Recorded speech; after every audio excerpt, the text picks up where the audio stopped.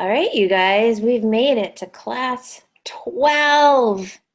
Congratulate yourselves for making it. And this is going to be our last class talking about miasms.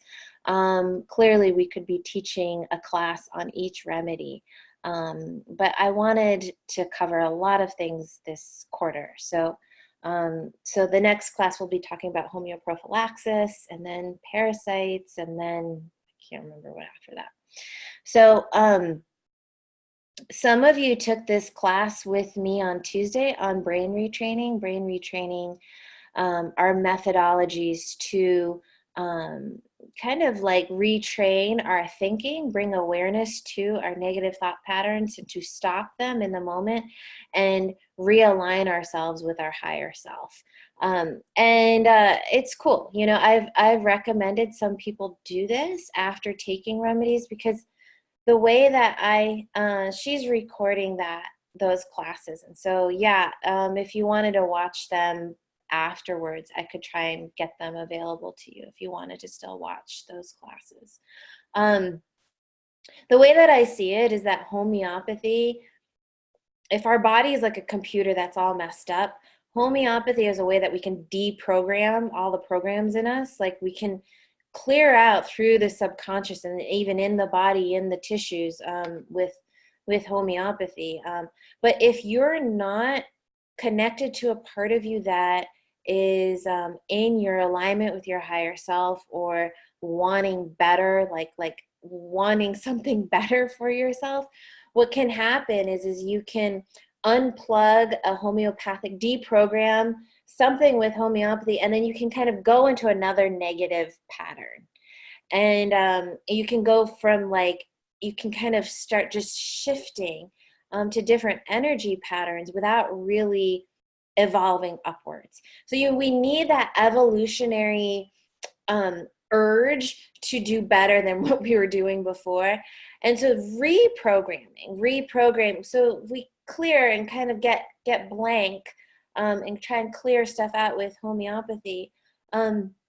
Reprogramming is what meditation and prayer or brain retraining or visualizations or manifestation practices, they kind of are about bringing us into alignment with our true self, our heart, our emotions, our higher self, and being connected to that part of ourselves and upgrading, helping us upgrade.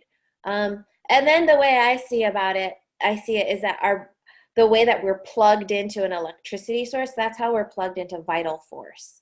And some people, like, their power cord is literally like frayed, or there's no insulation, and people, or there's like not as much electricity coming in through their power cord. And that's a whole other thing that brings that energy in. And if that energy is not coming in, that's a problem too. Connecting to nature, exercising, doing hot and cold contrast, eating well, being in the sun. Those are all things that like increase our actual vital force capacity. So, yes. So I may be doing some classes with her next year on just intuition, on just that tapping in. So does that make sense? Yeah, and the intuitive part of my classes are that attempt to kind of bring you into that heart-centered place, that loving place that really wants the best for you, that is connected to help you move onwards and upwards. So deprogramming, reprogramming, plugging in, and the more that we can kind of recognize and deprogram parts of us that are limiting us or in negative thoughts or in fear, the more that we can kind of work through that, the easier we will have in manifesting and creating our life from our higher self. So a lot of people try to do all that work from Dispenza and, people out there talk about law of attraction. It backfires all the time because they have so much baggage, and they can just their subconscious keeps attracting in ways for them to see their baggage. And it's like, nope, you're not going to go forward until you deal with this. So That's that. All right. So miasms. Do you guys have a clear idea now what a miasm is? It's a program. It's a program that you came in with.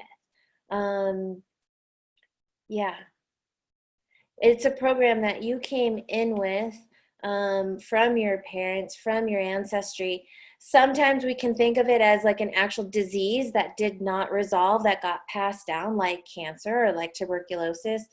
But from a Sankaran way of saying it is that we have this tendency already within us to attract disease because of stresses that created a pattern in us, that a survival type of pattern that we just keep running that same pattern, and we attract in diseases that fit that pattern. So if you had like a crazy emergency crisis 15 years ago, that crisis replays itself, and then you attract in diseases that keep you in crisis mode.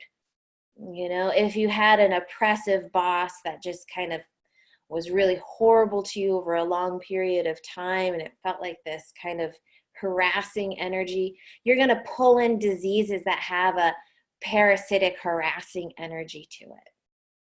If you're the type of person who's like really juggling balls and doing lots of things and like not listening to yourself, but listening too much to the things around you and meeting all those demands, you're going to attract in a disease that takes advantage of you not being in touch with yourself, like Epstein-Barr or cancer or something like that. So it's not just the disease that creates that, it's our how we operate in the world.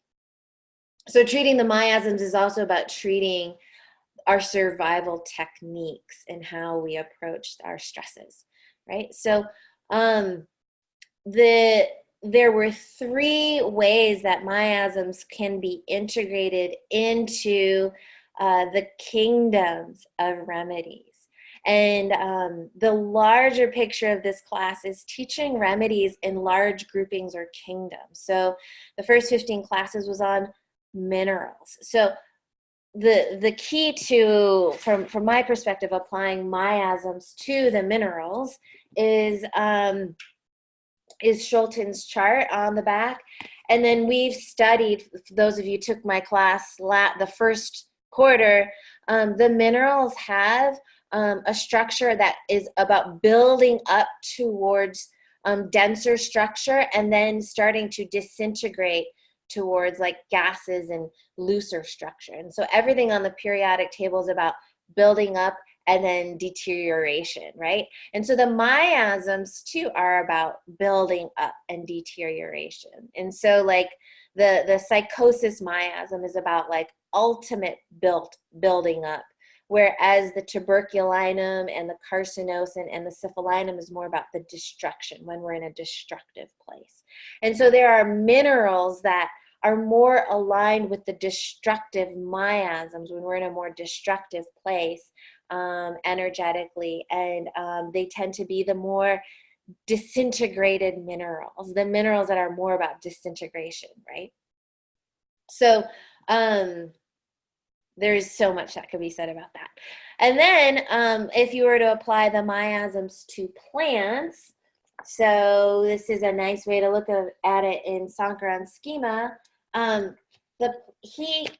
He lists in his book, and this is in the Book of Life too, these are all the different plant families, and each plant family has a sensation. So the Papaveraceae or poppy family, it's all about feeling too numb and too like checked out and wanting to escape versus feeling intense pain, right? So if you say you have that feeling of numbness versus pain, and you're also in the acute miasm, let's see, Papaveraceae. Oh, look at how beat up my book is. In the acute miasm for Papaveraceae, he lists the remedies morphine. So morphine is what they give you in the emergency room if you're screaming your head off in pain, right? So that's the acute remedy for intense pain and wanting to numb out pain. But if it's like, oh, I've got pain and it comes and it goes and it's parasitic and I want to numb it out and escape it, and it's more like liver, then malarial miasm for papaveracea will be chelidonium. And chelidonium is this like big liver herb, but also kind of wanting to kill the pain. So, and then it kind of goes on down the line. Opium is the cancer miasm associated with the papaveracea family. So opium is about really suppressing the pain, like not wanting to deal with the pain. Um, so, so that's miasms with plants. Do you guys have any questions so far on that? That's a lot. And we will cover that when we cover the plants again. Okay. If you wanted to like just dive into this on your own, I would say get Sankaran schema. And if you're like, wow, I feel like I really resonate with the cancer miasm, like everything in my family and my situation fits it, look at the remedies he lists for the cancer miasm. And then you can look at the plants and be like, do these plants resonate for me? I kind of prefer to look for the plant family first and then find the miasmatic remedy to fit it. So if I'm working with somebody like deeply destructive and in their body, and I'm feeling like, oh, they need the most destructive miasms, syphilitic miasms, I'm like, okay, well, obviously you need something syphilitic. And then I'm thinking, what plant family really fits this guy? Does he fit like, cactus family? Cactus is feeling constricted and small and trapped. Does he fit the compositae family, which is feeling injured and hurt? That's the same family as arnica. So it seems complicated, but my hope is that the more you tap into your intuition, the easier it gets. Because to a certain extent, as I've learned this, yes, as I've learned this, I've just muscle test through these. So the way that Sankaran's plant chart is in the Book of Life is that let's see here, let me pull this out. I didn't include the plants by miasms in the Book of Life. I just have the sensations of the plant. So I actually, in the Book of Life, included more than what's in Sankaran schema. So Sankaran schema has maybe 20 plant families. I went into other books and got other plant families and put the key feelings and sensations in them. So, for example, there's a whole book on the orchids. And that's not included in the Sankaran schema, but I put it in here. And the orchids have this feeling of how they don't have roots really, or they have these very sitting on these rocks, and they don't really have to earth into the dirt. They can kind of just have these they're like air plants. That's how they're kind of described in homeopathy, as being these heady, airy, kind of alien-y people who are really into the new wave of technology and development. So so I put that in. What did I put for orchids? Orchids, disengage and hollow. Excessive cerebral activity. And I only had a small box to write in there, so I couldn't really put a ton, but everything in homeopathy is like a crazy wormhole. So once you start studying one thing, you can end up with all of this information. Yeah. So that's plants and miasms. Okay. And then you can have miasms with the animals. So in general, the animal remedies we'll talk about next quarter, and they're simplistic. They're pretty easy to grasp because we all have these animals within us. We all connect to, if we can connect to our bodies and our appreciation of the earth and this planet, we all have a visceral sense of animals, and connecting and finding people's animal remedies is about understanding the viscerality of like how that person is and how it matches to an animal, and it can be really fun. But in terms of miasms overall, the mammals are considered psychotic miasm, and the snakes are considered the most destructive, so syphilitic. For the most part, most people who have a syphilitic taint on some level, a reptile remedy can be helpful. And then a lot of the other animal remedies would be considered tubercular, which I'll talk about today. So tubercular is this kind of fast, needing to go, life is short, there's something behind me. And that's like birds, insects, spiders, fish even would be considered that.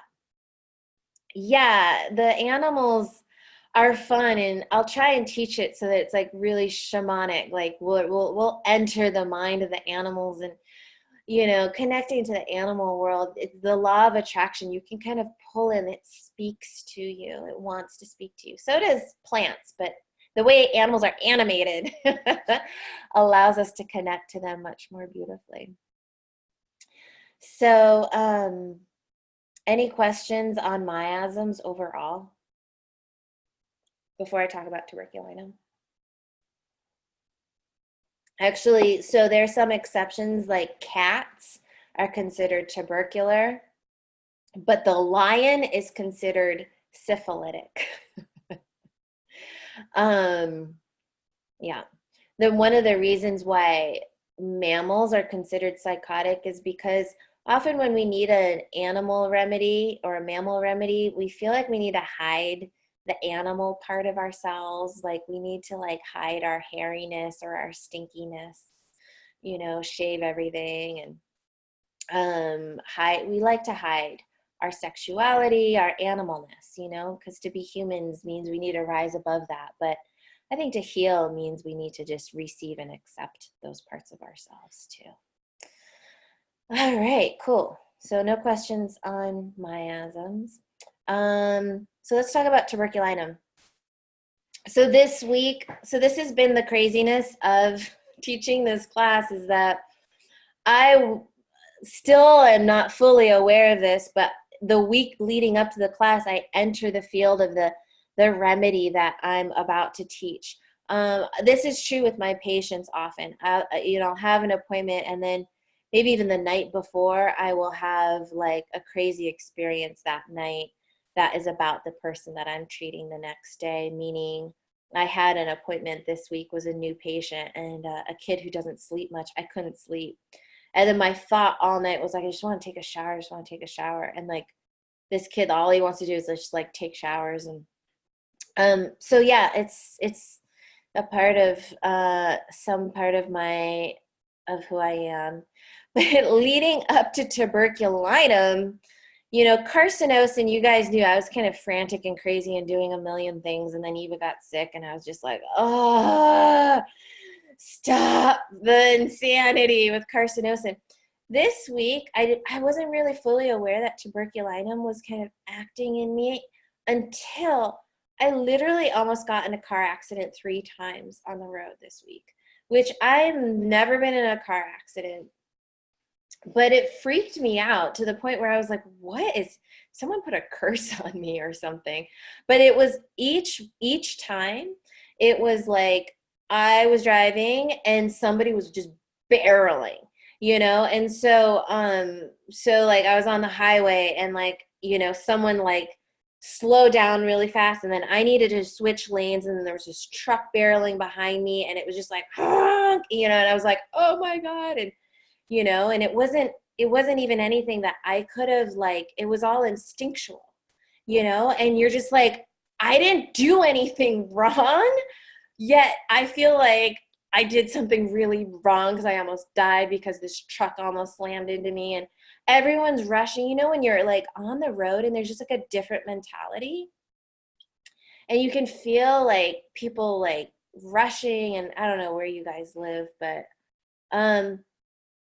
anyways, like somehow I entered that, and like another time I did a reckless move. I like crossed into a lane from a far place, kind of cut a guy off. He got pissed at me. I couldn't believe it. And then like the third time, like I was just entering like a driveway and someone just like zoomed like right, like I almost got a head on. Anyways, it was terrible. Like the whole thing was the energy of recklessness, impatience, trying to get things done, being frustrated, that go, go, go. And I'm just so ready to be done with it by teaching you guys this remedy. But I have to say that tuberculinum has been one of the most important remedies for me personally and in my practice, and it will be in your practice if you practice, or in your family. For deep immune dysfunction, it is really helpful. And what I mean by that is you've got poor boundaries and things come into you. And you've got lung stuff, this predisposition to lung stuff. I'll cover it, but talk about a remedy to really boost. And like, if it weren't for tuberculinum plus like mixed mold, I'd still be sneezing every day. Like I was a snotty faced person most of my life. I have a lot of immune dysfunction in my family. I have multiple people on my mother's side who've died of just low immunity, and my brother, and I've got terrible allergies. And so super important. So we've talked about how miasms and stages like in our bodies and who we are, and as a society, we kind of build up towards solidity. And then we start to degrade. Tuberculinum is where we're kind of in a degraded state. Unfortunately, like it's like, oh yeah, I'm so degraded. If I didn't know this about myself, I don't think I'd be alive by now. With the direction that I was going with my life. I don't think that I'd be here teaching you this class if I didn't recognize this aspect of myself. I also think I would have had a much sicker child had I not treated this aspect of myself. So, and that's the other thing about miasms. Man, if you can treat these miasms before you get pregnant, what a wonderful thing. Have I told you guys about Todd, my ex-boyfriend who needed tuberculinum? Yes, no, maybe. I feel like I put it out there, but any of you guys have ex-boyfriends who are like your shadow? Yeah, I think Erin might know. Anyways, like when I lived in New York City, my life was, living in a go, go, go mentality, living with somebody who smoked, who was an asshole, and who was such a tuberculinum. And like that, he was my shadow, and at some point, after I'd broken up with him, I gave him the remedy and I left. I was like, I saw him, gave him the remedy, and I was like, thank you. I'm glad that I was able to treat something from my past. And then like a year later, he's like, what did you give me? He broke down in like fever and sweats afterwards for like a week. So that was a good thing, I think. Although he's still a tuberculinum. So let's go into tuberculinum. All right. Any of you want to treat an ex-boyfriend? It's really everybody, all those relationships are like some sort of, there's something that's reflected and wants to be healed from within you. All right. So, yeah. Yeah, the history, we'll talk about more about the history of lung stuff.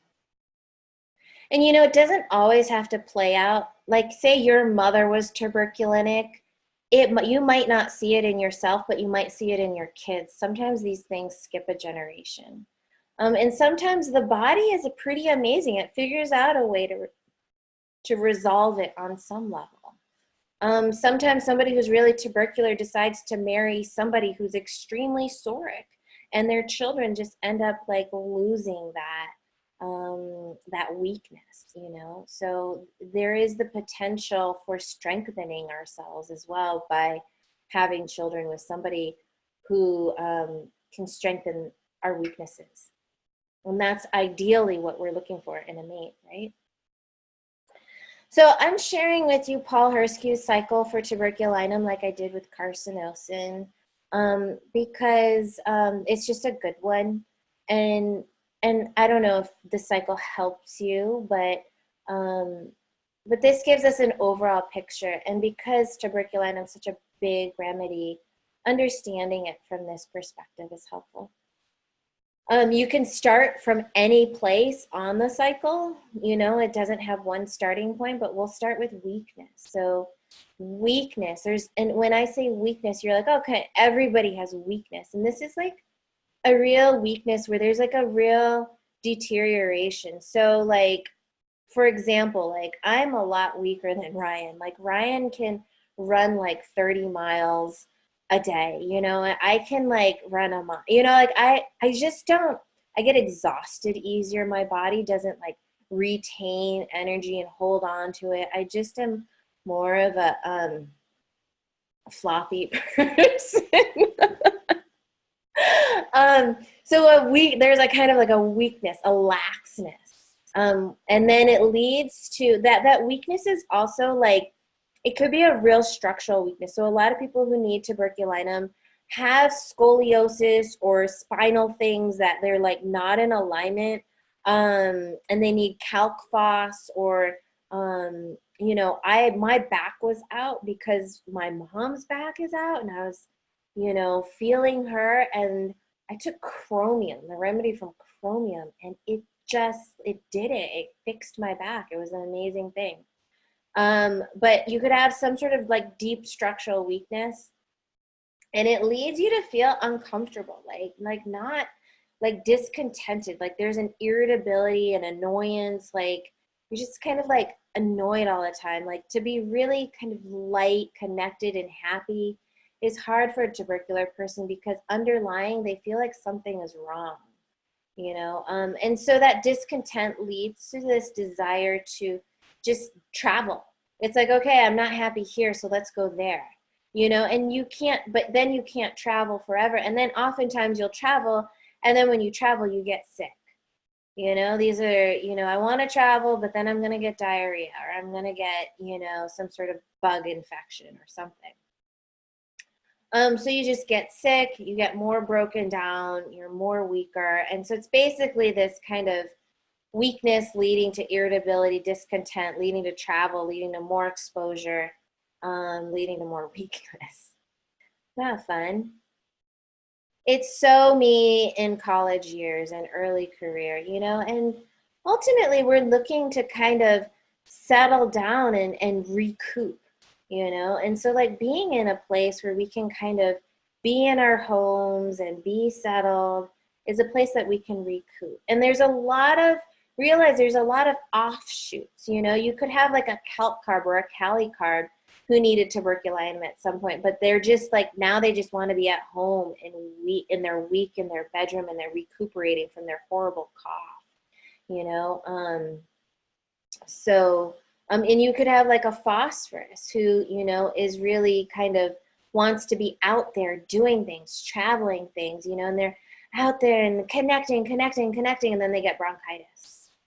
So, okay, so this weakness, is this kind of always tired, fatigued, like really sensitive. The boundaries have broken down in this person so that they allow things in easier. It also means that the tubercular person, it's like things come into them quicker, so they're able to like receive and take information in really quickly, so they can learn fast.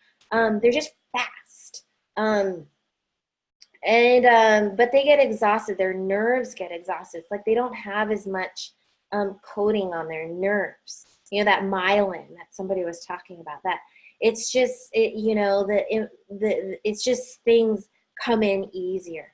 And I'm the perfect example of it.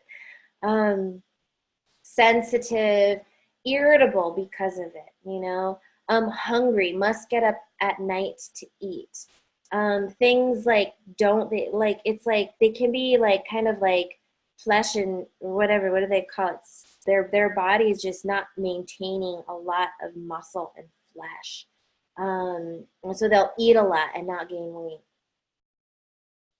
Um, there's this funny keynote with tuberculinum, like does not like cats. But I've seen tubercular people love cats. But then also tubercular people have this, it's like a love-hate thing because they're so connected to cats because cats are so much like them. They're kind of like fast. Cats are kind of like fast and sensitive, but then they get really tired and they sleep all the time. And, but they're also like really connecting. And, but then they carry all these diseases. And tubercular people have major cat allergies. Like tuberculinum healed my cat allergy. I can be around cats now. Before, I would have like hives all over.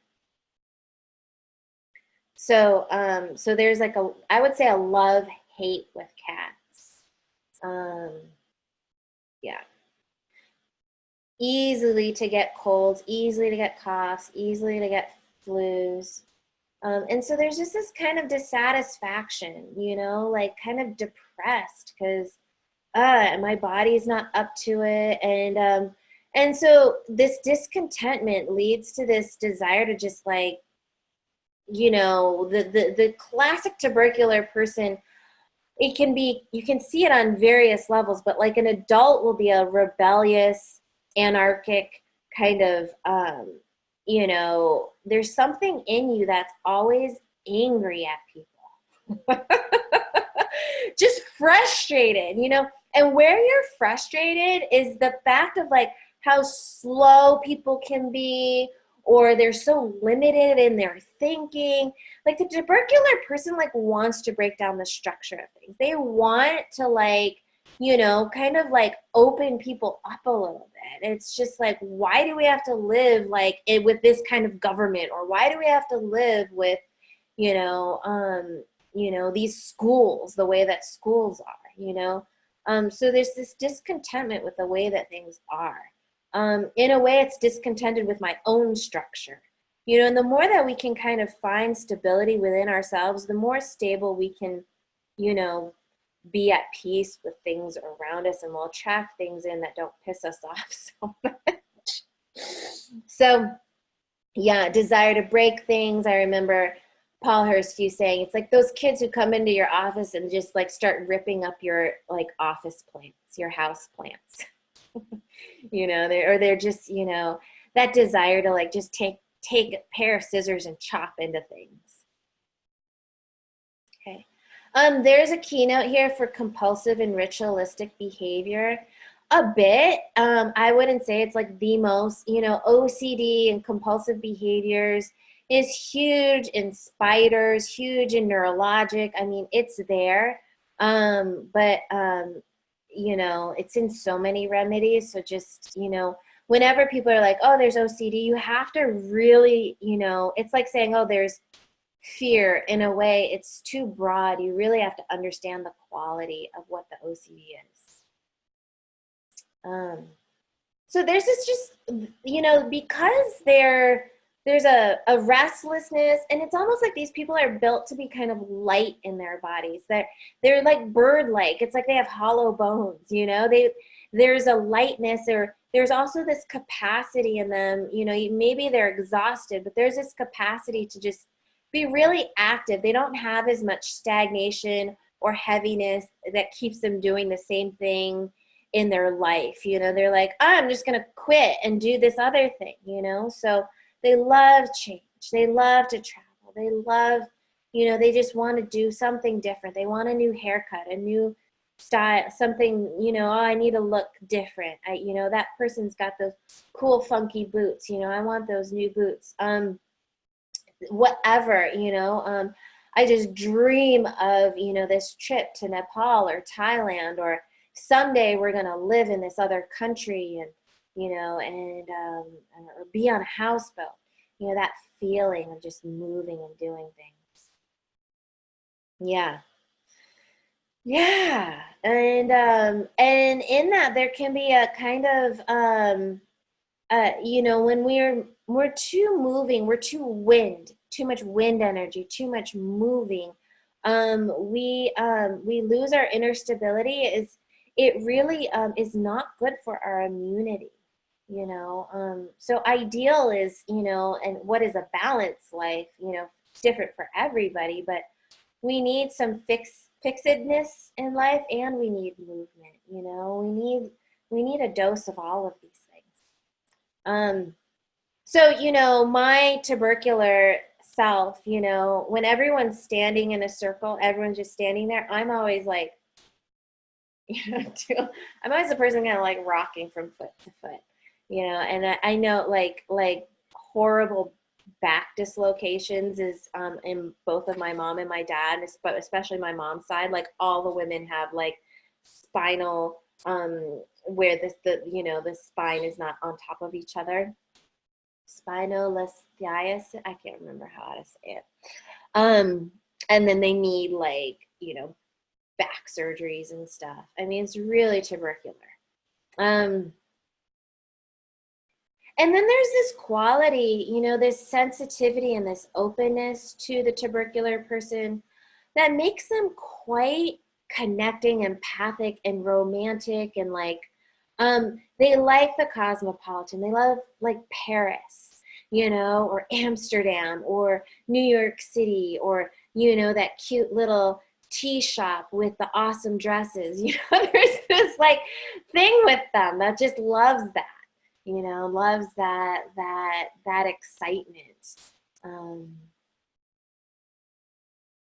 and they can be really creative. You know, the thing is like when you feel like life is short and you want to get things done, you know, tubercular people can finish high school by 15, college by 20, have completed a whole profession by 30, retired by 35. You know, this is like, and then like, you know, have lung cancer by 45. It's, I don't know why I laugh, but it's kind of sad but amazing, you know. It's like you can, it's kind of like Metarinum. It's like live hard, die hard, or whatever. It's like, you know, it's different from the Soric person, different from, you know, the farmer who's living his routine, you know, day to day.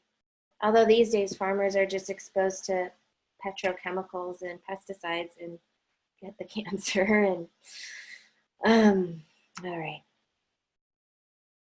All right. So with all of that, you know, going about, it's like the tubercular person doesn't have that part of them that's like, oh, maybe you should stay home this weekend. Like, you know, this was me, you know. So last weekend, Eve and I were just completely sick, recovering. She went back to school, and like, I could have kept her home yesterday, but I didn't. We stayed out all day at this winter fair, this Waldorf winter fair. And then she came home and had another, her cough came back up. And so, you know, it's like, ugh, you know, I feel like another mom would have been like, let's just like not do anything this weekend. But, you know, it's just, it's like, it just leads to more exposures. So, sick, night sweats. Bruxism is a homeopathic word or a medical word for teeth grinding.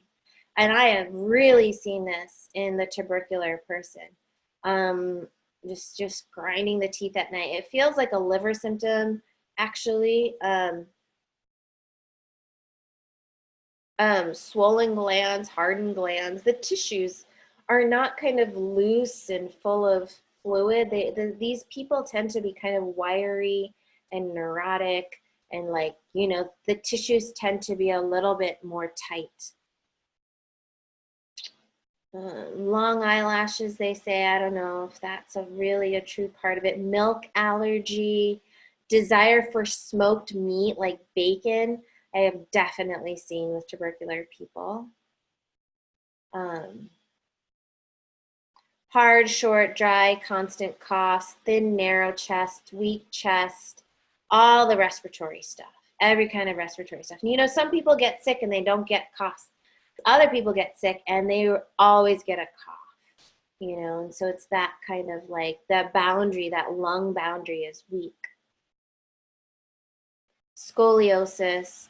A big thing with tubercular people is the ease at which they get tinea, ringworm, mold. That comes into them. They don't have the boundary for the damp, cold, yeast, mold stuff. Kind of comes in, makes them itchy, ringworm, and they just don't have like the capacity to kind of boot it out as easily.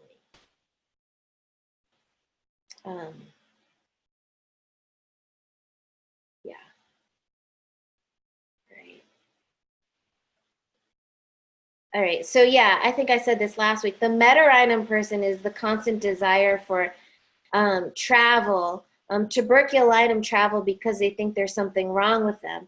The meta goes and travels and gets married in another country. Tuberculinum goes to another country and then gets sick.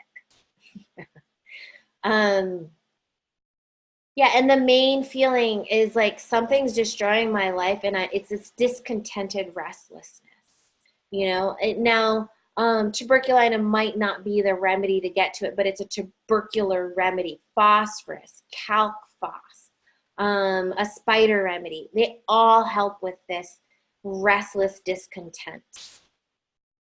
Any of you have restless discontent? What if someone wants to travel but has zero energy or means to do so? It can still be it's kind of like I'm not happy here. I'm not happy here. So it can still be, that can still be very tubercular. There's some people, they get in their homes and they're happy there forever. That's a really lovely goal to get to because it really represents a happiness and a satisfaction with your body. I think getting to the point where you can build your own house and a new house, and this is what Ryan and I are doing, where we're just like, we feel like we could be happy there in our bodies forever, in our house. Like that's a real settledness, and that's a healthy thing. And that's how people used to be. Of course, there were migratory people, and there's Eskimos, and that move from place to place too, and they're like the animals.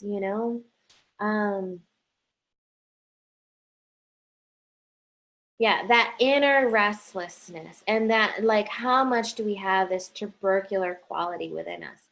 Now, a tubercular person has gifts too. They have that capacity to absorb different cultures, learn different languages, fearless, adventuresome. And that's, you can have an amazing life, but there can be a price to pay for wanderlust. Yeah. Yes, the deep roots. So the deep roots can be very healthy too. So that restlessness can come out in different things. It can be like a job restlessness where you can't really settle into the kind of job you want. There can be relationship restlessness. And the way that Paul says, it's like the improvements are never true improvements. It's just sideways movement, And this is what I think I was talking about in the beginning of class. When you find a remedy and it helps something, but then you move into another negative state and it's just sideways movement. And so how do we prevent ourselves from just making sideways movements in life and making actual improvements? For sure homeopathy can do that. I recognize the tubercular aspect of me at 25, went to naturopathic school, started treating myself. I didn't actually see the tubercular part of me until much later. And I think, I don't know why it took me forever. Yeah. So there are different forms of tuberculinum out there. Tuberculinum, some comes from, there's tuberculinum avis, from tuberculinum from a bird.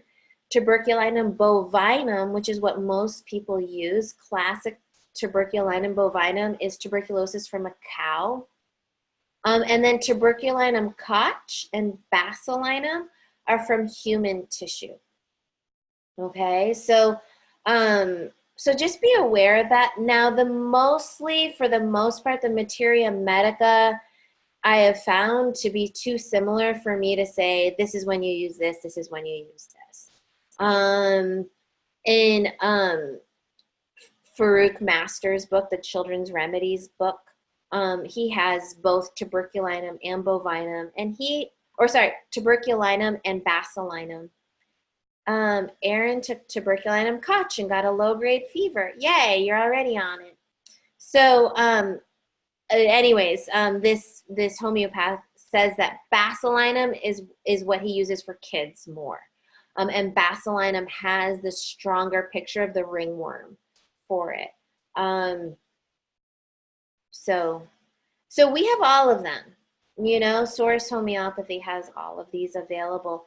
I occasionally have given Tuberculinum avis, and for some reason, based on muscle testing, for people who've had these weird, I've heard people say like that they've tested positive for tuberculosis, some sort of tuberculosis in the lungs, but it's latent, or tuberculosis in the gut, and some people have. Remember that tuberculosis can be in all parts of the body. It's a lung infection. Actually, let's talk about what tuberculosis infects 1/4 of this planet. That's crazy. It is the deadliest infection on the planet. Yeah, histoplasmosis. That's interesting. I feel like I've treated somebody who had like a bird infection like histo, and I gave them Tuberculinum avis, and it helped. And Cryptococcus neoformans is another one, bird infection. Anyways, 1/4 of the world's population has TB. There are 1.3 million deaths a year from TB. That's crazy high. It's very high in developing countries, and it is not high in Western countries. I feel like there's an energetic reason for that. That's beyond what we can kind of talk about. But in the history of the United States, TB played a huge role in the United States itself, in its immigration history, in Europeans and people coming from other countries to the United States, and in people moving westward. Huge amounts of tuberculosis infected people were immigrants. Immigration is a part of the theme of tuberculinum. And I have seen people with Jewish ancestry can have a lot of tubercular picture. And their ancestry is all about movement, being booted out of a country, moving to the next country, immigrating, and living in cities and having this wanderlust. And so recognizing that too. It is bizarre to me that BCG vaccine, or the TB vaccine, which they give in Europe, they don't give in the United States, which is amazing. When I had to research this, because it seems like in the US, they want to vaccinate for everything. But what I found on the CDC was that they thought that the tuberculosis vaccine was not effective enough. So for whatever it's worth, in the US, there's less than 10,000 cases of TB a year. So it's not huge in the way that it used to be. And the prophylaxis for TB is doing the PPD skin tests. Those little blobs that they put under the skin. So they will put a little bit of dead disease material, and to see if you react to it is what I believe is what it is. Some people, I have one case where a woman got, this was in Europe, the PPD skin test, and literally her whole arm started to necrose. It started to if she formed a hole in her tissue from it. And we ended up doing that. We did the tuberculinum for her and her kid and had a mild immune reaction, but then the actual medication from that and giving that remedy had a very strong reaction. It was just very interesting. So yeah, if people do have tuberculosis, they're kept in isolation. Tuberculosis has been around from the beginning of humanity. All of us have had some sort of tubercular ancestor. It's a question of how active it is in your ancestry or not, or how it's going to show up. Most cases of TB, 95% of them, it goes into a latent place in the body. So it's like if you get a tuberculosis diagnosis, you're going to die, but it's a dependent on, you know, how latent and how it shows up. In 5 to 10% of people, it becomes very active. So Sankaran, the feelings of the tuberculosis miasm is suffocation, caught, trapped in a situation where there's no way out, being compressed. The gap is narrowing. I want to break free. I want to escape. So it's like what happens with tuberculosis is your body tries to wall it off, and it creates these they're like nodules, these like lumpy things to try and contain it. So you've lost your container, you know, and so this infection comes in, so the body tries to contain it, but then it can break out of its containment and become active again. So it's like you have this infection coming in and it's suffocating you. You know, the classic TB is, think of the Romantic era in Europe where, you know, people were coughing into their handkerchief and there was blood on the handkerchief, you know, and, you know, that was this kind of, what did they say they were dying of? They're dying, they had another word for it. There's other words for that. Consumption. They called it consumption. Oh, you've got the consumption. And they'd be dying, and so they'd write their romantic, you know, memoirs or their book. And many artists in Europe had TB, you know, and TB, you stayed home in bed and you wrote, and you had this kind of, people would get pale but then have this flushed cheeks, and it was in some ways considered kind of beautiful. So time is short. I need to get out. There's a whole documentary on tuberculosis in the United States, and it's called like The Deadliest. I have to find the name of it, but I'll let you guys know. And part of what people thought healed TB, the feelings behind it was if you went into the mountains and you got out of the city. They knew that the cities were spreading this contagion, and being in the moldy houses, my guess is like the moldiness really started to deteriorate people's bodies, and go into the mountains, and they would have them be outside but covered in a lot of blankets and be in the sun just like doing nothing, and they would have them drink glasses of milk and eat a ton of meat. They'd like try to like build them back up again, you know. And so so you had these like awesome retreat centers, or these places where people would go, these spas in Europe to recover from, and the United States too, from tuberculosis. And then people would, in the West Coast, would attract the tubercular people by saying, this was the land of health, this was the land of nature, of space.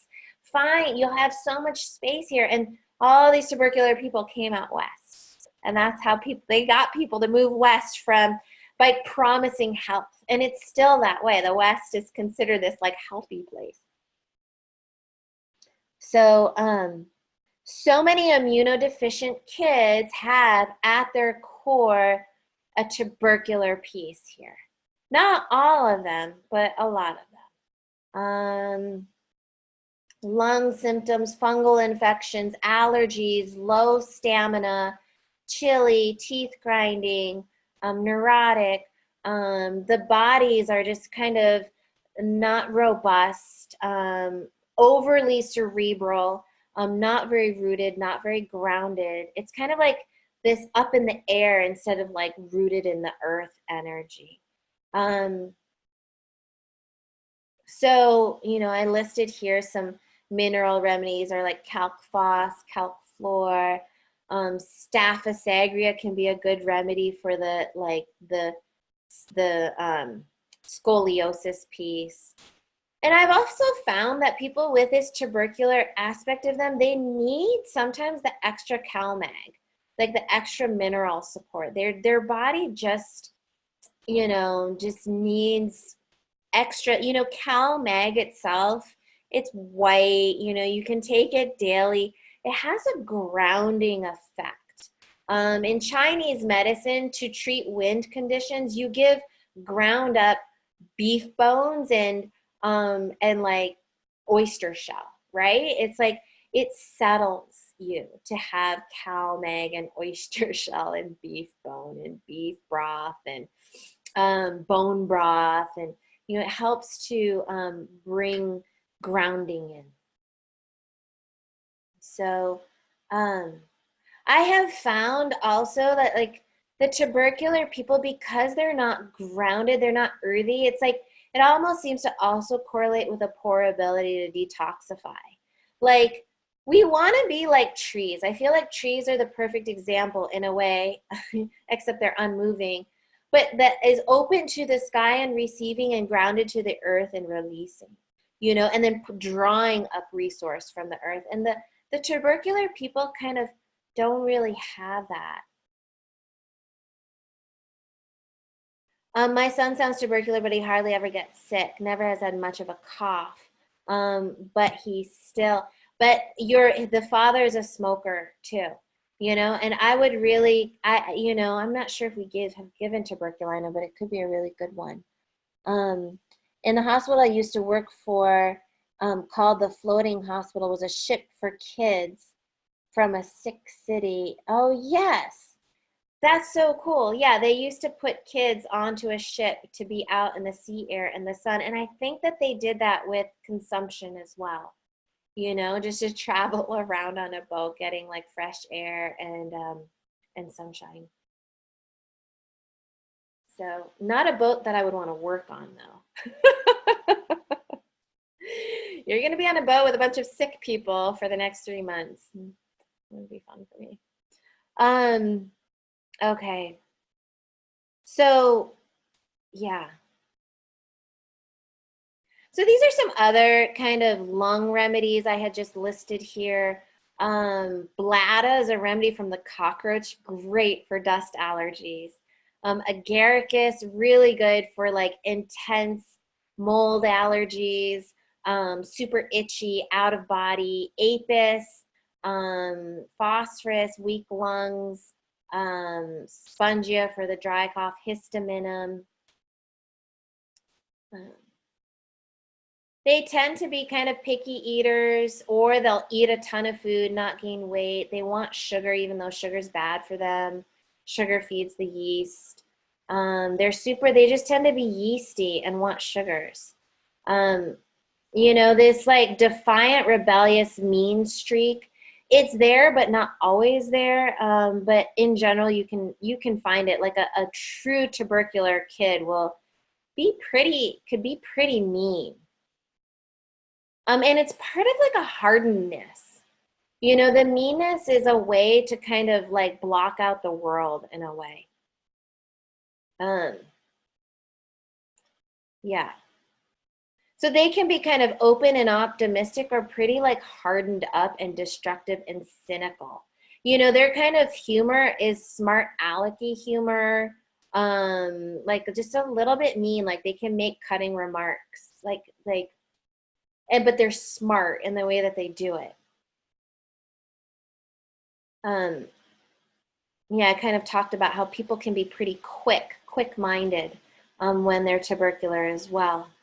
But it can also be, it's like information in fast, information out. It's like that part of them that kind of retains is not good at retaining.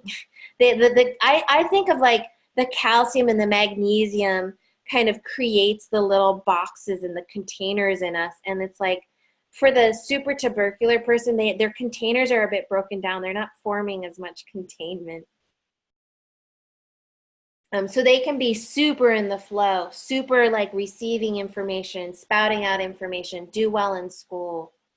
And then the animal remedies, the bird remedies, the spider remedies, the insect, has this neurologic, fast, ungrounded energy to them.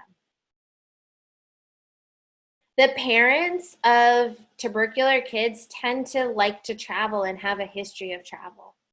Maybe not all, but maybe they just want it. But I have definitely, some of the core tubercular kids I've treated have been had a strong history of travel.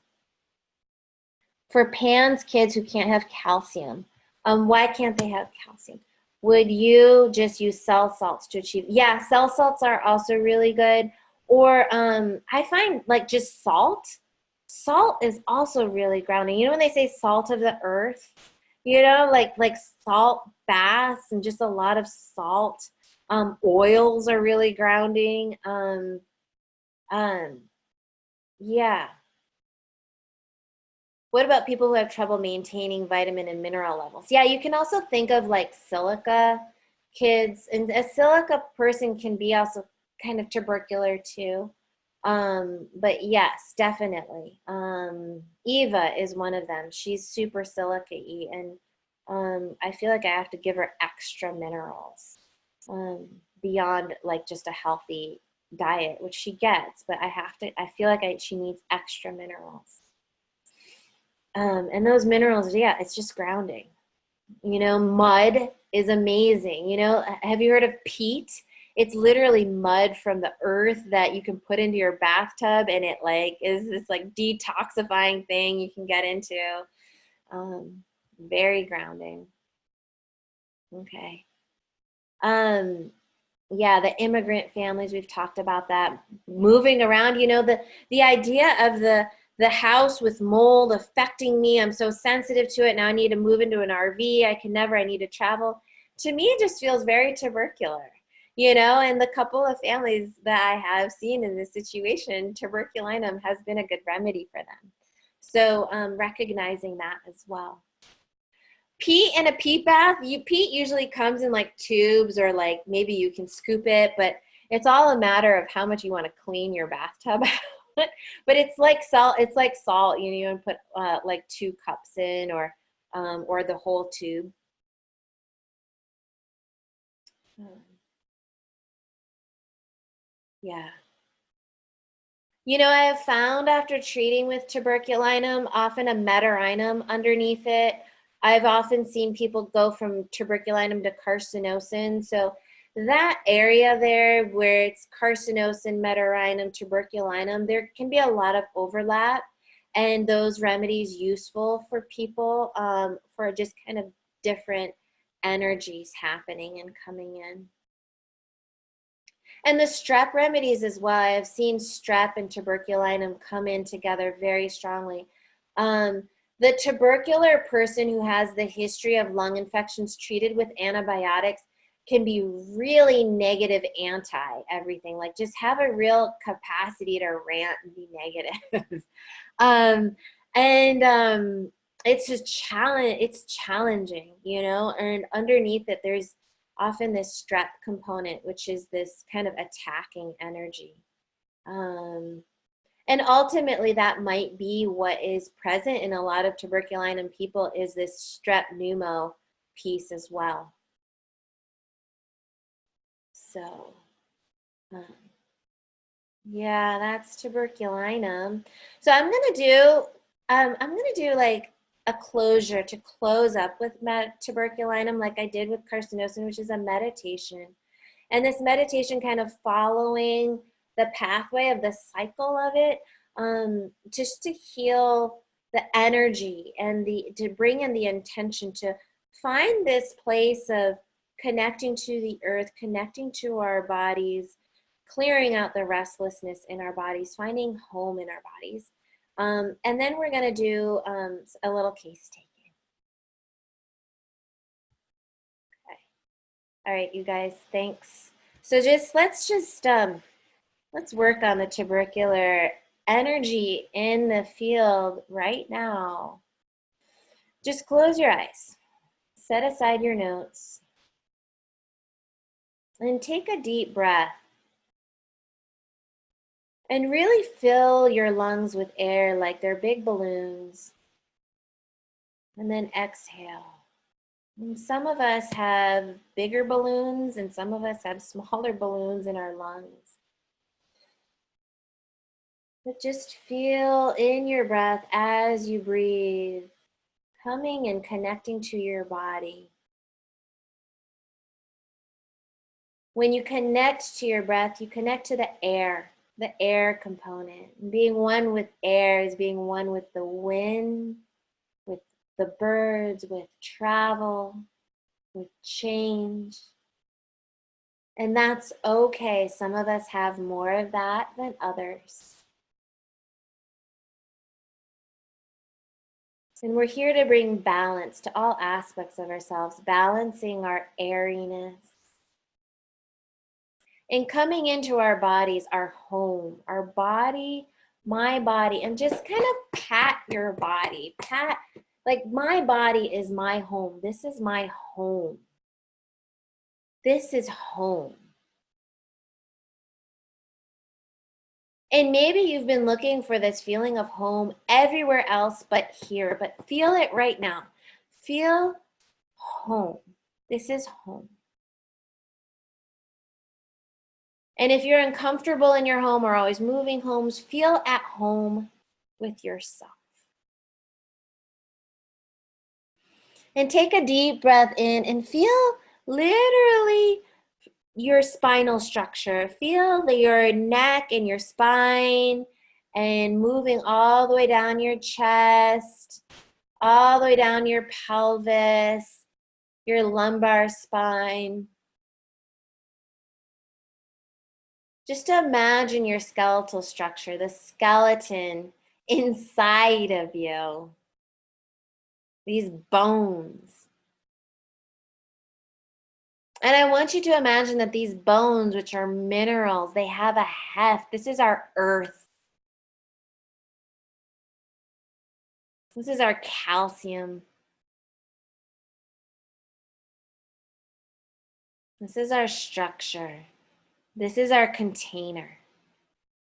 The rib cage creating a container, holding us together. I have a beautiful, strong, and solid container. I honor my container by creating boundaries for myself,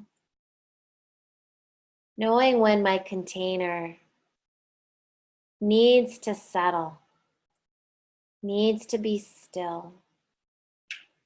I want you to imagine that you have a container within you and like the bottom of it is like at the bottom of your pelvis. And it's like this beautiful vase or pot or urn, and it's like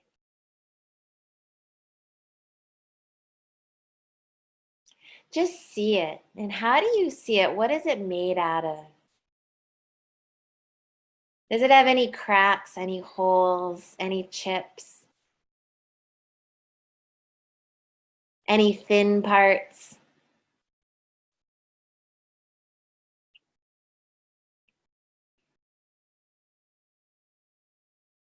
See your container. I want you to imagine at the bottom of your container, there's a little bit of water. And that water is totally still. And it's right at your base. And connect to that still water.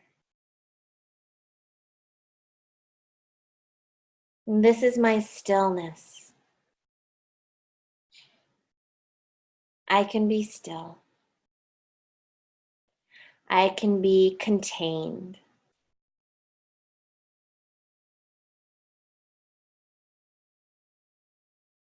And perhaps there's a part of your body that just doesn't feel right. It feels misaligned and uncomfortable.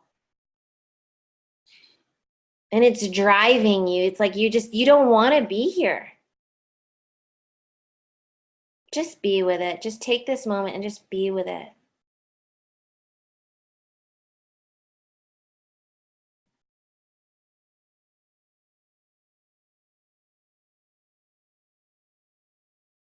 Now I want you to imagine that container has roots and they root down into the earth. You're like Angkor Wat in Cambodia, this like temple that has roots growing all over it, and it's just like rooted deep into the earth.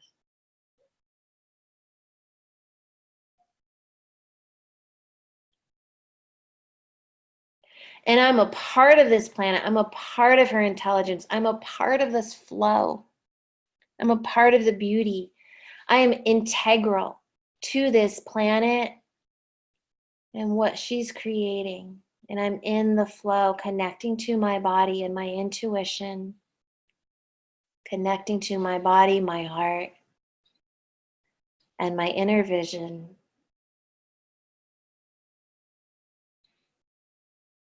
And I'm at home.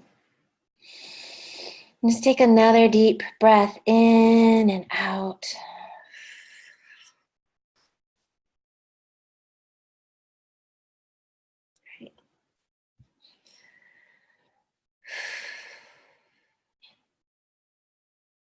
So I was reading a cool book by this guy called David Spangler last night, and he's talking about how on the planet there's so much domination of the forces of nature that we're destroying the planet, and it's kind of mind over matter. We're just trying to kind of analyze things and think of things from the outside, looking at the earth and trying to kind of manipulate it, and we're destroying it. And like really what it should be is mind within matter.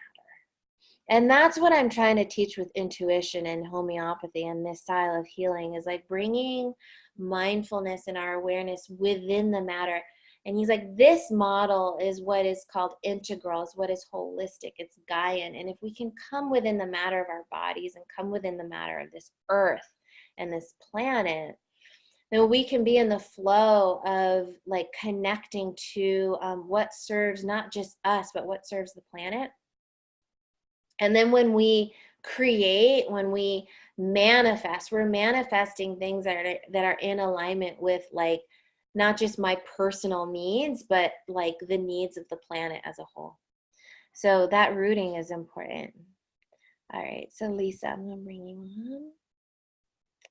All right, are you muted or unmuted? Oops.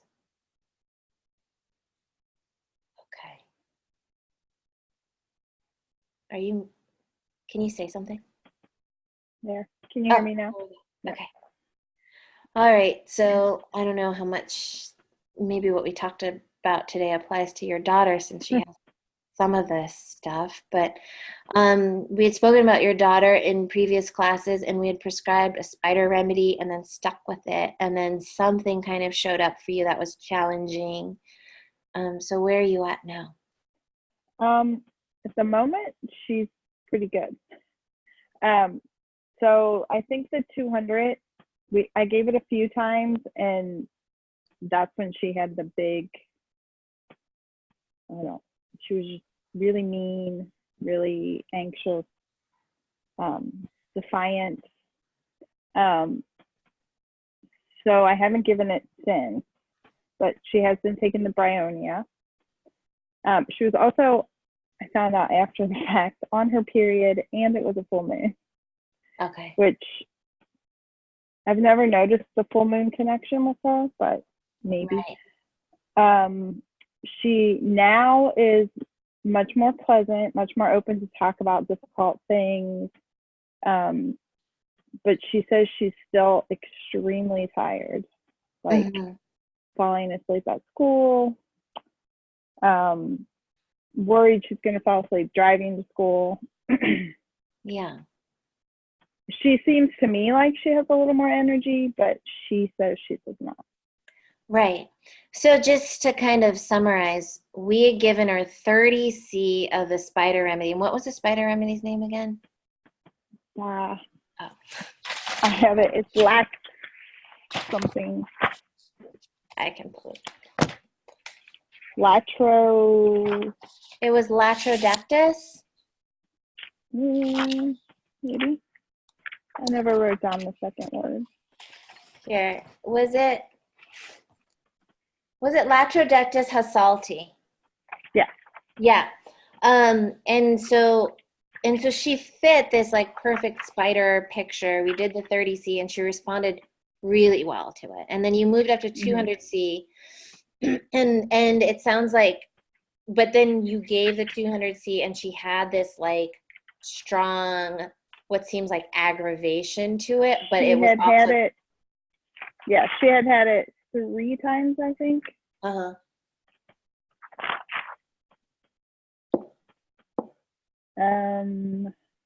Yeah, it looks like 3 times that she had the 200. Right. And so I guess the question we want to know is, so we did 30C, we went up to 200C, and 200C was the obvious thing to do because she had responded well to 30C. And maybe she had stopped responding to the 30C and then you tried the 200C. And so the question is whether she's still in the same state needing this remedy. So in a follow-up, we have to say, okay, is this an aggravation and a healing crisis and she's doing better because she's doing okay now and we should stay with the same remedy? Or is there another layer that's there that's not being addressed that we should try a different remedy with? What do you feel is the main issue for her right now? And what do you feel like actually got better and is sticking after giving the spider remedy? I feel like she's more pleasant. Before she was just, we were constantly walking on eggshells. Now I feel like probably every 2 weeks we hit something, a hiccup, where there's a day or two that's like that. Last Thursday was when the big blow up, but we saw it coming. There was like 2 or 3 days of just snapping, and then her and I went on a college visit together. So we were both together all day, which was a recipe for disaster. Although it hasn't been since then. So that happened that day. The next day was a little better, and it's been much better since. And I've even been able to bring up difficult conversations, and she doesn't immediately lash out. Right. Like she did. And that's what I saw initially. But then again, it's like that every 2 weeks. Right. She kind of has that. But she claims she's still exhausted, and I know she's still having a lot of brain fog. Right. Because that's leading to stress because she can't remember things at school. Right. And I have to kind of ask about tuberculinum simply because we just talked about it.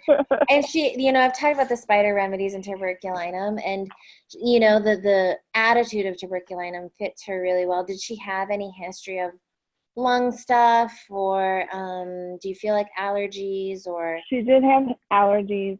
She's a huge histamine kid. When we started monitoring histamine, she made big improvements when she was younger. No real like cough. It was more nose, head, that kind of stuff. Her sister was more the lungs. But she does like, she is oversensitive. Like she is my fun time girl, we call her. So I think she wants to move around, and she does always want to be doing something. Right. But I think her anxiety holds her back from some of that. Right.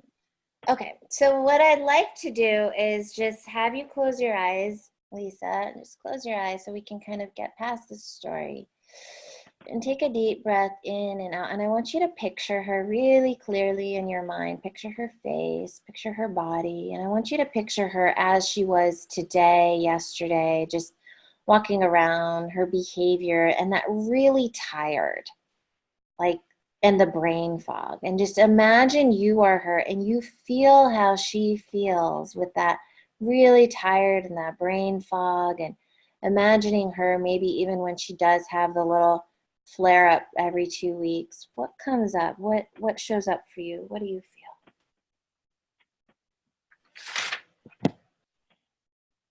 feel? heavy Mm-hmm. and touchy. Uh-huh.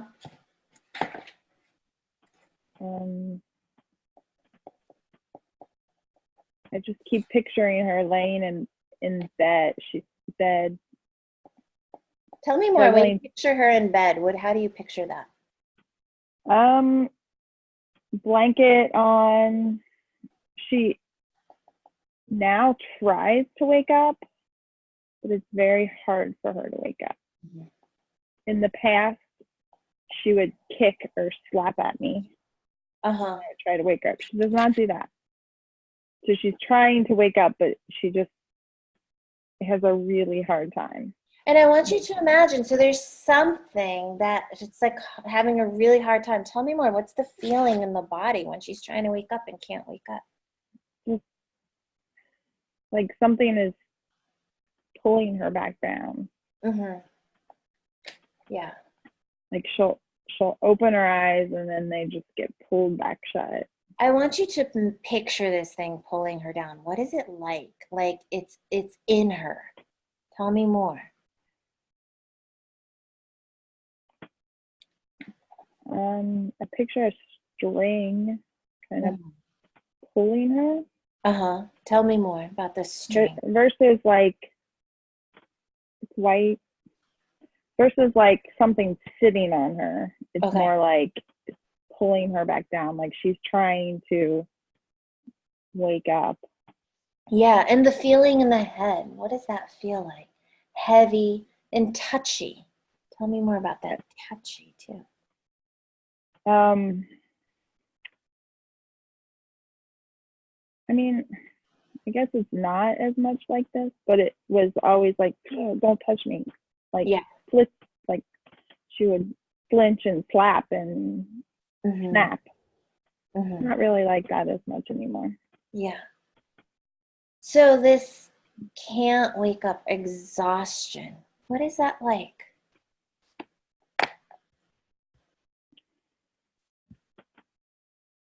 Heavy eyes, almost painful. Mm-hmm. Tell me more. Heavy eyes, almost painful.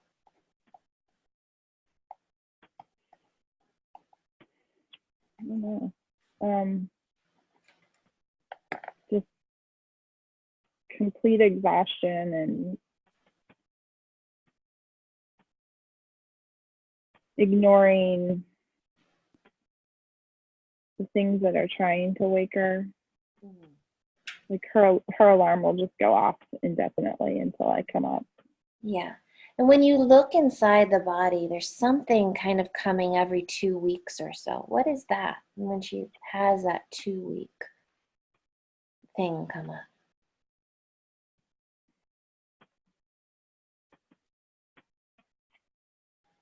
Really, it kind of rays, like almost like a burst. Mm-hmm. Like not really like a sun, but more like a meteor burst or something. Uh-huh. Like that. Tell me more about a meteor burst. Just lots of firing. Yeah. She also frequently has dilated pupils. No, not that. Big pupils. Mm-hmm. Not that.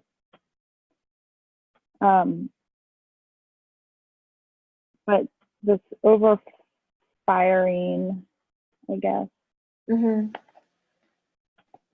of everything's just too much. Mm-hmm. Yeah. Too much. Tell me more about too much. Too much sound, too many questions, too much pressure. Yeah. Too many decisions. Mm-hmm. Yeah. Yeah. So what does she want to do? What's her reaction? Her reaction is either to go out and have fun and ignore it all, or go to bed Mm-hmm. and ignore it all. Mm-hmm. And when we won't let her do one of those two things is when she gets really angry. Uh-huh. Does not like to be backed into a corner. Yeah. When Yeah. she was little, I think she never liked to be singled out or backed into a corner or told she was doing something incorrect or wrong. So she just always followed the rules. Mm-hmm. But now she just pushes back Mm-hmm. if she gets caught in something. Right. It doesn't even have to be something bad that she's doing, just if, like caught, by caught, I mean, she got a bad grade or she's not studying or she's not cleaning her room or doing something she was told to do. It doesn't have to be major. I want you to picture her out. I want to go out. Your fun time Mm-hmm. girl. What is it like with her out? What do you picture?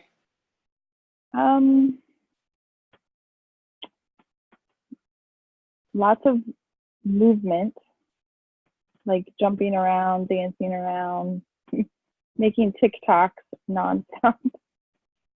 um, Singing, laughing.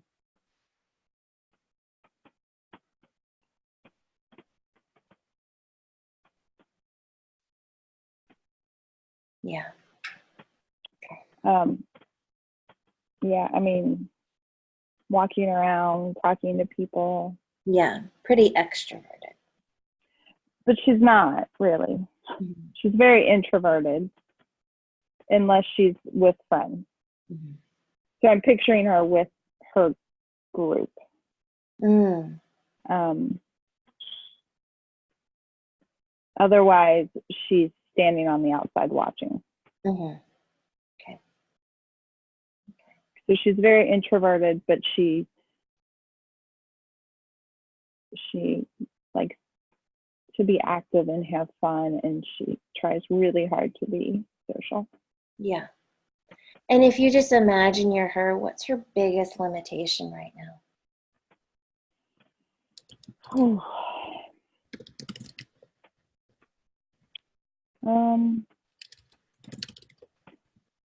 I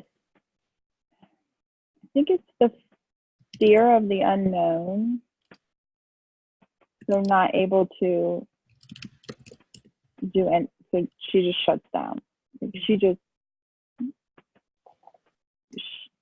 if something's too hard or too, like the decision of what she wants to be, or she just ignores it and goes Mm-hmm. to have fun. Yeah. Doesn't want to talk about it, doesn't want to think about it. Mm-hmm. Okay. All right. You can open your. And she says it's her tired, her fatigue. Yeah. That's her biggest. Whenever I ask her, she says, "I'm just so tired." Does she have body pains too? Not well. She keeps bugging me to get a massage, so I guess she does. Okay. And she's always rub my feet, rub my shoulders. Oh, really? Her feet are achy, you think? Yes, they used to be really achy when she was younger, and then we got her shoe inserts, and that helped. So you kind of gave in some ways, there wasn't. I feel like the spider remedy was really good and should stick around and still be kind of a constitutional for her. Mm-hmm.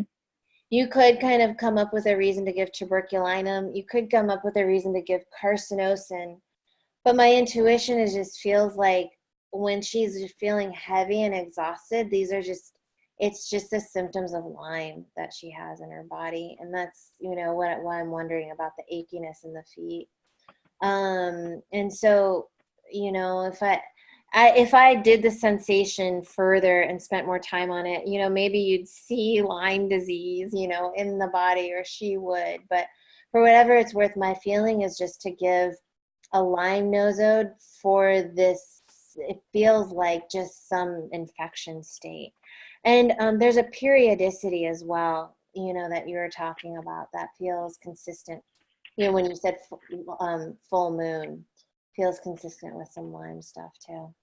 Also, I feel like things get stuck, whether it's the Lyme or the strep or the mycoplasma, or like she just can't get it out.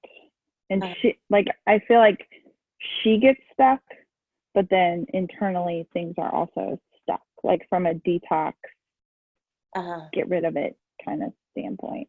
Right. That kind of not well grounded, not well earthed energy. And when she was seeing her Dan doctor, he did feel like she had Lyme. The testing was inconclusive, of course. Yeah. But symptomatically, he felt like she had Lyme. But then I buried my head in the sand and never did anything about it. Right. This is really challenging, and just why I like really need the intuitive part, because exhaustion and foggy headedness can be so many infections. Right. Now, I do feel that like Lyme has this spidery quality to it. Veer, my friend who talked about Lyme disease, he talked about them as like alien spiders, or Lyme is like these alien spider infections. So what would someone say if they were visualizing Lyme? Yeah, that's a good question. I mean, it's like, oh, there's something just keeping me down. It's that feeling there's something keeping me down and I don't know what it is, and so you could treat the Lyme, but then you could also, like, you saw a meteor, which was actually pretty interesting too. And that was like this yellow and orange, like, I don't know, like a ball of fire, I guess. Yeah, that was interesting. And people don't often say meteor. And when you're doing sensation and somebody says like a weird word and you're like, where did that come from? Meteor. It's useful to kind of follow up on that now in homeopathy. And there's a remedy from a meteor, and many meteors are available. But it's really about like past life stuff, like these like kind of, and like meteors kind of pass through the sky, and they like kind of come every 70 years or whatever it is, or more frequently. It kind of feels like this like life between lives type of energy, at least in the proving information on it and stuff. And I feel like there's something you're tapping into that has it's like, yeah, I'm feeling the babesia, but I think there's something deeper, possibly, that you're tapping into with her. And this gets to the spiritual level, of why we're trying to treat and what we're trying to treat. Like, we're trying to treat, yes, the body, with these remedies and, strengthening the immune system and the Lyme, but why is the Lyme there? Why is life so challenging? And what is the relationship between like siblings? Like, all of these things that you're seeing, I distinctly see in her sister, her older sister. So, I mean, she even had a tick bite and everything, but then her symptoms look different.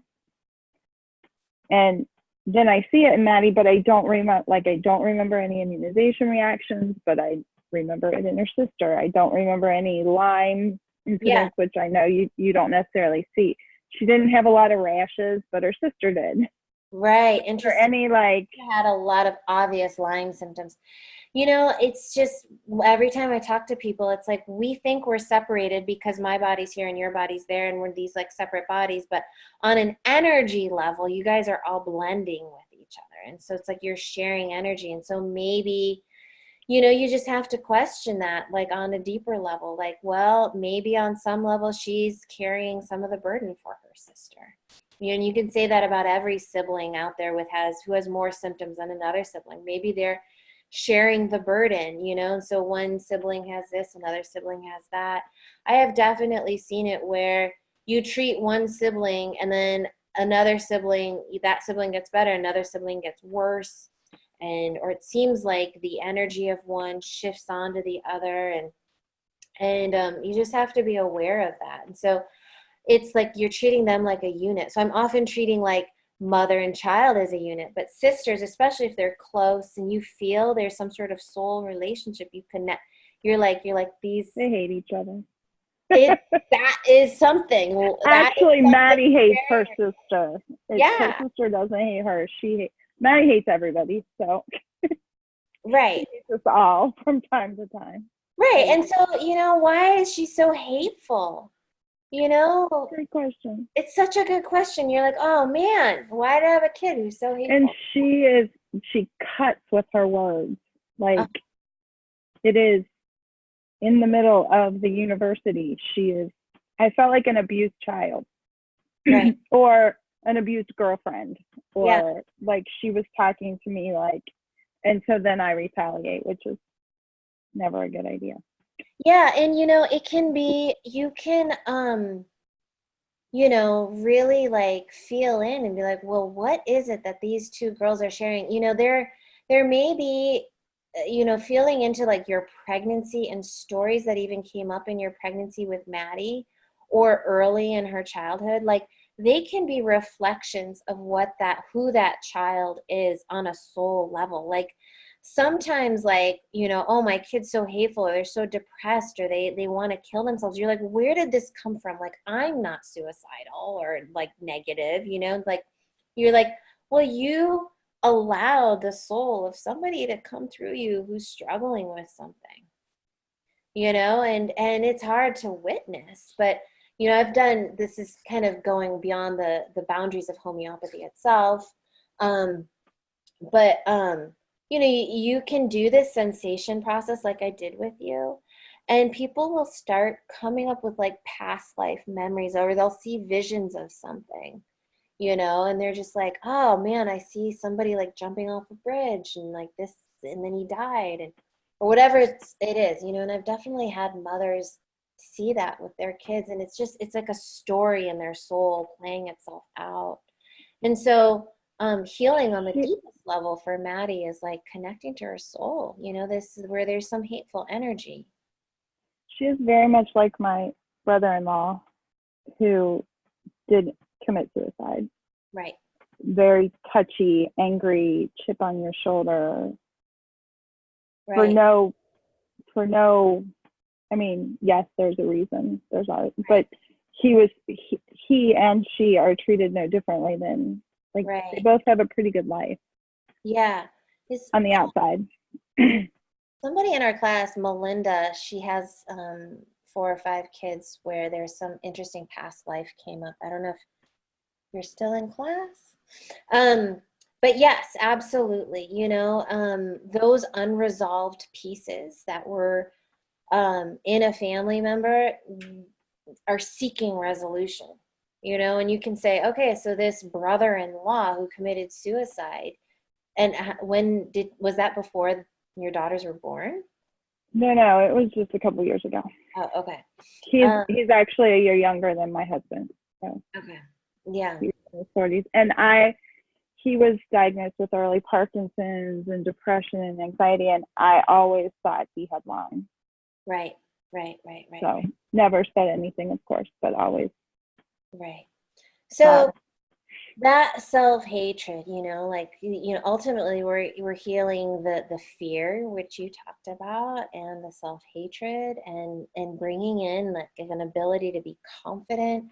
And she's confident with her group of friends and with her group of buddies, and she gets that. So for now, I would say let's treat the Lyme disease with a nosode, keeping the spider remedy on board for when she gets really um, aggravated again. But my feeling's to give a Lyme nosode and 200C twice a week for 2 weeks, and just to see where we'll get to. What about the bryonia?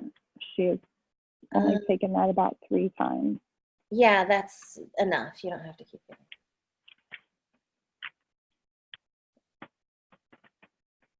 All right. Yep. All right, you guys. So thank you guys for class today. Next week, we're talking about homeoprophylaxis, and I have some guest speakers. Homeoprophylaxis is using remedies to prevent disease. My feeling is to give babesia. This is what I feel like I'm kind of intuiting, but I could give a Lyme combo remedy. Um, like there's like a Babesia, Borrelia, Bartonella combo.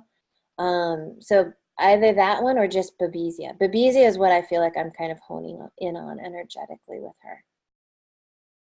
So, um, yeah. Anyway, so I will be in touch with you guys. Thank you so much. Have a good night.